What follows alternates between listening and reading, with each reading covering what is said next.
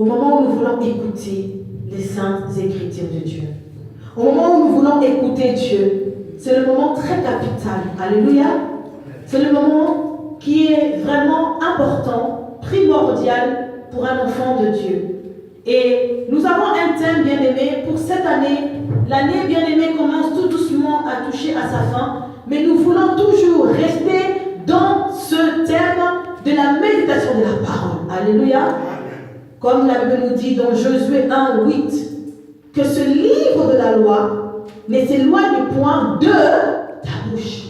Et ce livre, c'est quoi? N'est-ce pas la Bible? N'est-ce pas la parole de Dieu? Que cette parole ne puisse pas s'éloigner de nous. C'est ce que le Seigneur nous demande.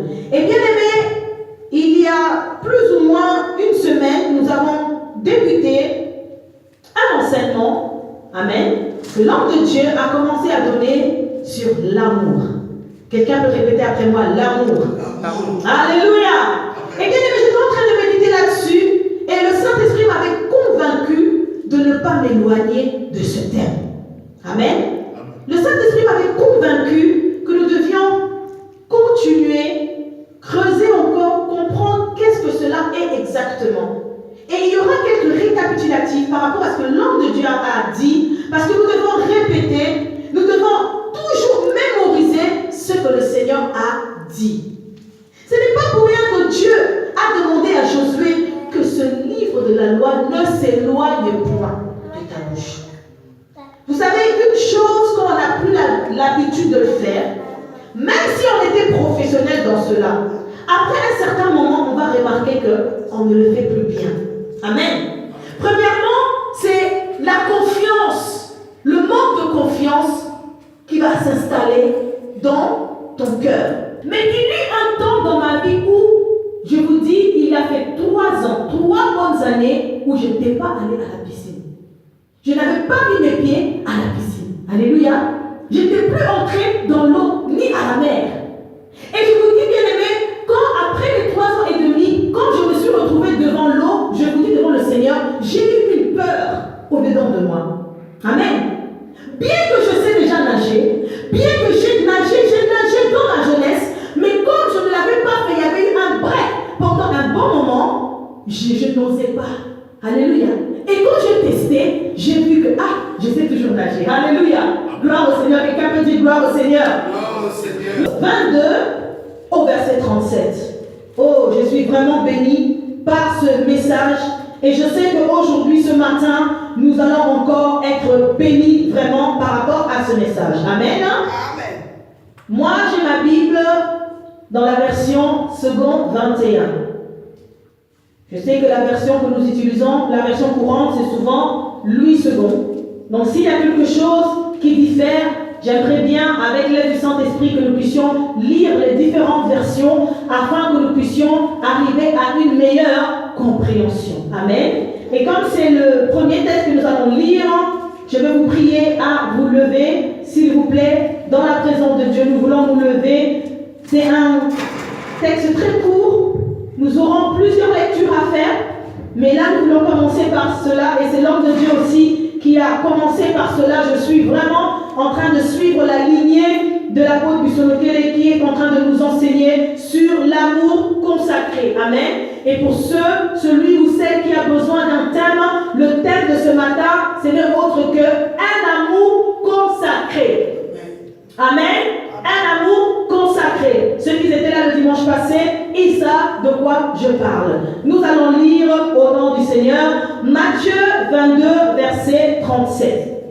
Jésus lui répondit: tu aimeras le Seigneur ton Dieu de tout ton cœur, de toute ton âme et de toute ta pensée. Amen. Amen. Que le Seigneur nous bénisse. Nous pouvons s'asseoir. Que Dieu bénisse la lecture de sa parole. Alléluia. Ici, on nous parle de l'amour, bien dans le Seigneur. Ah, l'amour. Alléluia. L'amour, le sujet de tous les temps. Amen. L'amour, bien aimé, qui fait partie des plus beaux sujets de l'humanité partout. Oui, l'amour. Qui n'aime pas l'amour? Alléluia. Tout le monde prétend d'une manière ou d'une autre d'avoir l'amour dans son cœur. Amen. Mais dans la pratique, c'est tout autre chose. Bien aimé, dans la pratique, ce n'est pas ce que les hommes disent. Amen. Et si le monde va mal aujourd'hui, laissez-moi vous dire et vous rappeler, mes frères et sœurs, c'est parce que ce sujet fait défaut. Oui, bien aimé, le monde va mal aujourd'hui. Il y a un souci dans le monde. Et si le monde va mal aujourd'hui, bien aimé, c'est parce que ce sujet de l'amour fait défaut. Nous n'avons pas l'amour. L'amour n'existe plus. Et Jésus ici, bien aimé, a été confronté. On lui a posé la question par rapport à cela. Alléluia. L'amour. Dieu savait. Dieu sait que l'homme ne peut pas aimer. C'est la raison pour laquelle Dieu a commencé par cela. Et on nous parle du plus grand commandement, parce que si nous montons un peu au-dessus, c'était une question qu'on avait posée à Jésus. Amen. On est venu le voir au verset 36. Maître, quel est le plus grand commandement de la loi? On nous parle du commandement. Quelqu'un peut dire avec moi le commandement? Le commandement. Et là, je vois encore le mot, la loi qui revient. Quelqu'un peut dire encore la loi? Et bien aimé, dans Josué 1, où il nous dit que ce livre de la loi ne s'éloigne pas. Le livre de la loi, bien aimé. Et ici, on nous parle de commandement de la loi. Quel est le plus grand commandement? Quel est le plus grand commandement? Et bien aimé, Dieu a commencé à donner cela. Si nous partons dans Exode chapitre 20, nous allons voir les 10 commandements. Amen. Que Dieu a donné à Moïse. Mais quand je lis ces 10 commandements, avant que Dieu puisse commencer à dire tu ne tueras point, tu ne commettras point d'adultère, ainsi de suite, Dieu a pris le temps, nous allons le lire, Dieu a pris le temps de dire à l'homme de l'aimer. Par là, nous comprenons aussi que ce que Jésus avait dit était vrai. Exode chapitre 20, qu'est-ce que lui nous dit? Nous allons lire le verset 1er au verset 12. Et nous allons voir que Dieu a utilisé, il a pris son temps. 12 versets, bien aimés, pour ne parler que de l'amour. Alléluia. Quelqu'un peut dire Amen. Quelqu'un peut dire encore Amen très fort. Bien aimé, dans ma version, je vais lire ici les 10 commandements. Alors, Dieu prononça toutes ces paroles. Nous sommes au verset 2 déjà. Je suis l'Éternel, ton Dieu, qui t'ai fait sortir d'Égypte, de la maison d'esclavage. Amen. Verset 3. Tu n'auras pas d'autre Dieu devant moi. L'amour est jaloux, n'est-ce pas? Verset 4. Tu ne feras pas de sculpture sacrée, ni de représentation de ce qui est en haut dans le ciel, en bas sur la terre, et dans l'eau, plus bas que la terre. Verset 5. Tu ne te prosterneras pas devant elle, et tu ne les serviras pas, car moi, l'Éternel, ton Dieu, je suis un Dieu jaloux. Bien aimé, jusque-là, nous sommes dans le sujet de l'amour. Alléluia. Parce que Dieu est en train de dire, c'est moi. Il faut m'aimer. Alléluia. Le Dieu jaloux, je punis la faute des pères sur les enfants, jusqu'à la 3e et la 4e génération de ceux qui me détestent. Et j'agis avec bonté jusqu'à 1000 générations envers ceux qui m'aiment et qui respectent mes commandements. Et Dieu continue également dans les Seigneurs. Verset 7. Tu n'utiliseras pas le nom de l'Éternel ton Dieu à la légère, car l'Éternel ne laissera pas impuni celui qui utilisera son nom à la légère. Souviens-toi de faire du jour du repos un jour saint. Pendant 6 jours, tu travailleras et tu feras tout ce que tu dois faire. Mais le 7e jour est le jour du repos de l'Éternel, ton Dieu. Tu ne feras aucun travail, ni toi, ni ton fils, ni ta fille, ni ton esclave, ni ta servante, ni ton bétail, ni l'étranger qui habite chez toi. En effet, en 6 jours, l'Éternel a fait le ciel et la terre, la mer et tout ce qui s'y trouve. Et il s'est reposé le 7e jour. Voilà pourquoi l'Éternel a béni le jour du sabbat et on a fait un jour saint. Alléluia. Bien, retournez dans notre verset clé de Matthieu 22. Amen. Matthieu 22. Bien aimé dans le Seigneur. Matthieu 22. Qu'est-ce que nous dit? Nous allons prendre à partir du verset 33 pour la meilleure compréhension. La Bible nous dit ceci. La foule qui écoutait fut frappée par l'enseignement de Jésus. Donc là, nous voyons que Jésus était dans un lieu. Il y avait la foule. Il y avait des gens qui l'écoutaient. Amen. Et cette foule-là, bien aimé dans le Seigneur, était frappée. Pourquoi ils étaient frappés? Parce que ce que Jésus disait, ils n'avaient pas l'habitude de l'entendre.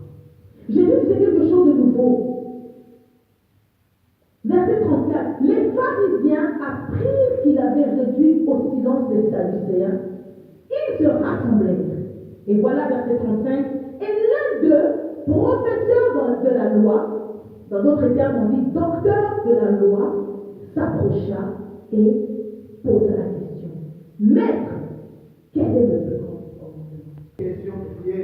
Cette question, ils avaient posé cette question pour éprouver Jésus. Parce que, bien aimé, en répondant à cette question, Jésus courait le risque d'être reproché qu'il avait négligé certaines lois aux autres. Amen. Parce que si maintenant il donnait un commandement, il donnait une réponse quelconque, peut-être la foule allait le reprocher pour dire, est-ce que alors, cela veut dire que les autres ne sont pas importants? Mais Dieu est Dieu. Quelqu'un peut dire avec moi, Dieu est Dieu. Il connaissait, alléluia. Il savait qu'est-ce qui était derrière eux. Il a pris la parole pour dire, tu aimeras l'Éternel ton Dieu. L'amour regroupe toutes choses.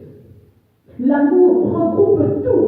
Bien aimé, une fois, sur les réseaux sociaux, dans WhatsApp, on m'a envoyé une vidéo. Je ne sais pas, peut-être que vous aussi vous l'avez reçue. Et j'ai pris le temps aussi de transférer les autres. Amen. Et si je ne me trompe pas, il y avait une histoire où il y avait une famille, un homme et une femme, donc un couple, et là-dedans, dans leur maison, il y avait aussi la belle-sœur. Amen. Et il y a eu 3 hommes qui sont venus frapper à la porte. Alléluia. 3 hommes qui sont venus frapper à la porte. Et pendant que la femme est venue ouvrir la porte, elle a vu 3 hommes. L'un s'appelait l'amour. Amen. L'autre s'appelait la richesse. Et l'autre s'appelait la joie. Amen. Et bien le Seigneur, ils étaient là. Et la femme qui a interrogé son mari, elle a dit, il y a des gens, on m'a dit, laissez-les passer. Laissez-les entrer. Mais ces hommes, quand la femme est venue pour les inviter, ils ont refusé d'entrer. Ils ont refusé. Ils ont dit non, on ne peut pas entrer tous. Il faut choisir qui tu veux. Je ne sais pas si vous vous souvenez un peu de ce que je dis. Et ça m'a beaucoup, j'ai beaucoup aimé cet exemple. Et du coup, elle a demandé à son mari. Son mari a dit, bon, entre l'amour, la joie et la richesse, prenons plutôt la richesse. On va prendre la richesse parce qu'on a besoin d'argent à la maison, la richesse, ça nous fera du bien. Entre-temps, il y a la belle-sœur aussi qui est intervenue pour dire, mais non, la joie c'est mieux. Parce qu'une maison remplie de joie, l'atmosphère elle est bonne, cela fait du bien, n'est-ce pas? Amen. Mais finalement, ils se sont mis d'accord. Finalement, et heureusement, ils ont choisi de faire entrer l'amour. Ils ont dit, bon, pour finir, on va prendre l'amour parce que l'amour quand même dans la maison, c'est plus important, c'est important dans le couple. L'amour amène à la richesse. Et bien tous les fois que j'ai venus ensemble, bien aimé, ça m'a enseigné. Je ne sais pas pour toi, mais ça m'a enseigné. Et je bénis le Seigneur, que le Seigneur bénisse la personne qui m'a envoyé cette image. Et aujourd'hui, quand je méditais la parole, ça m'est revenu. Donc par là, bien aimé, ça justifie ce que Jésus avait dit. Il a dit, tu aimeras l'Éternel ton Dieu.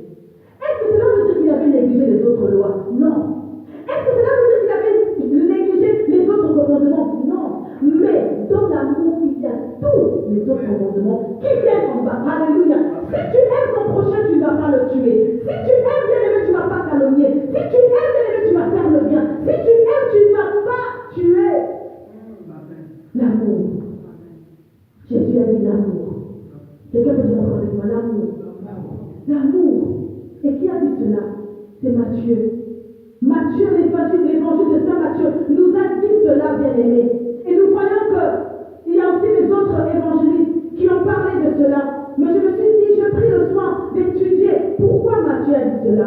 Et quand je vois l'auteur de cet évangile qui nous enseigne aujourd'hui, quand j'ai fait étudier son nom, Matthieu vient du grec Mathiti, alléluia, et Ya.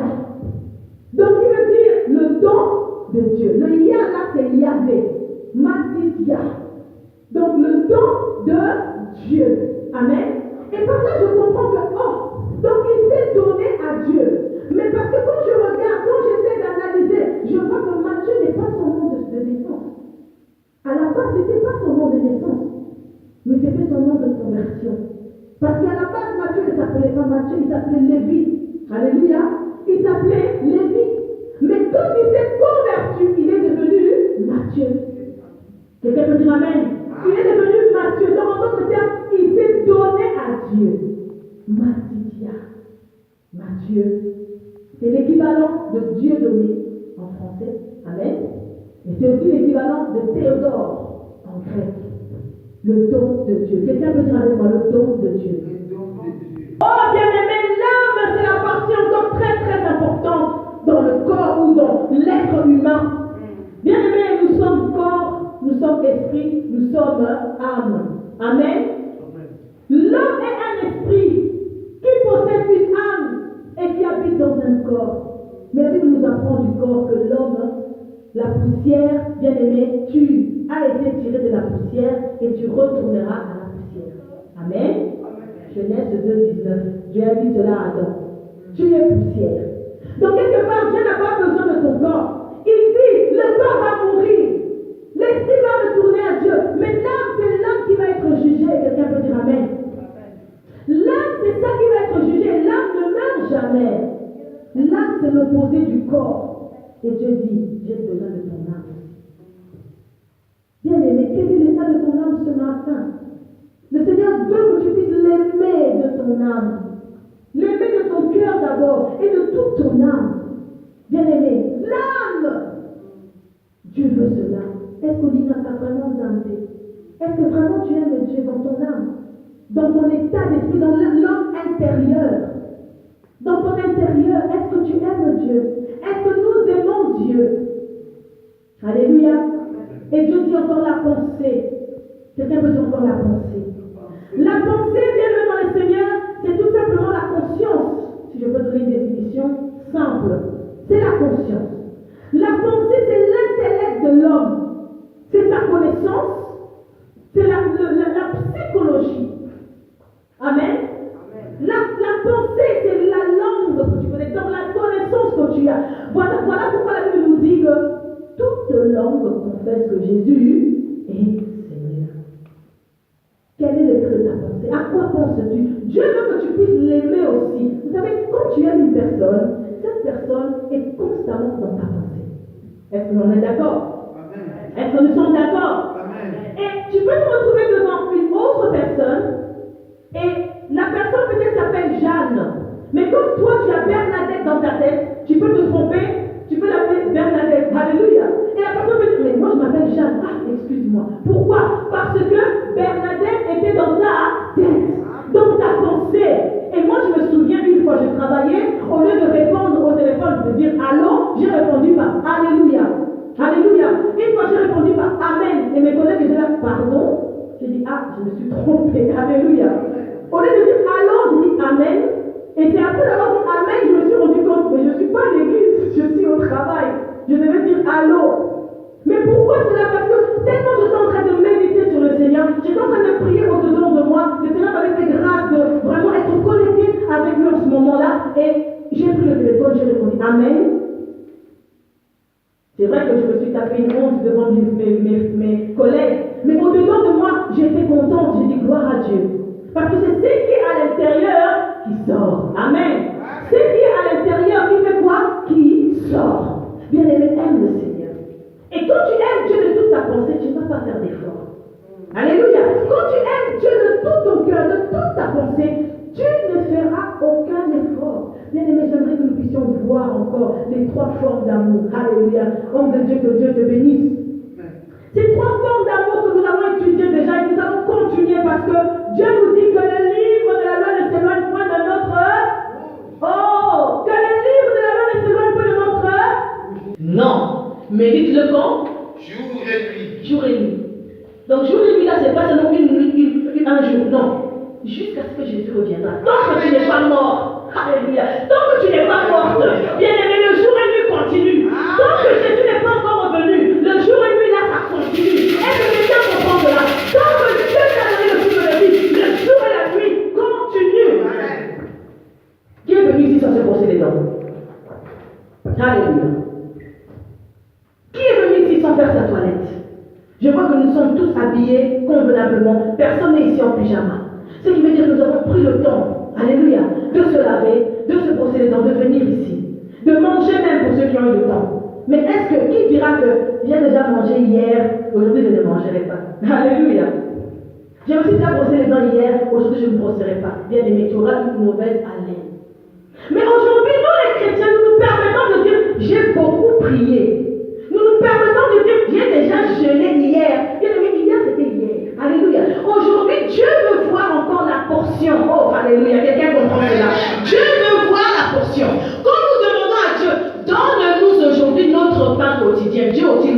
même chose. Toi aussi, donne-moi ton adoration d'aujourd'hui. Toi aussi, donne-moi ta louange d'aujourd'hui. Raison pour laquelle tous les dimanches nous sommes là. Tous les jeudis nous sommes là.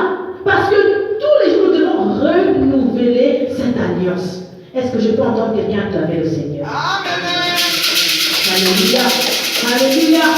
Et on nous a parlé d'une première forme d'amour qui exige une attitude de cœur. Quelqu'un peut dire avec moi l'attitude de cœur? Le cœur, nous tous, nous avons un cœur. Parce que si on n'a pas de cœur ici, alors il y aura un cadavre parmi nous. Alléluia. Nous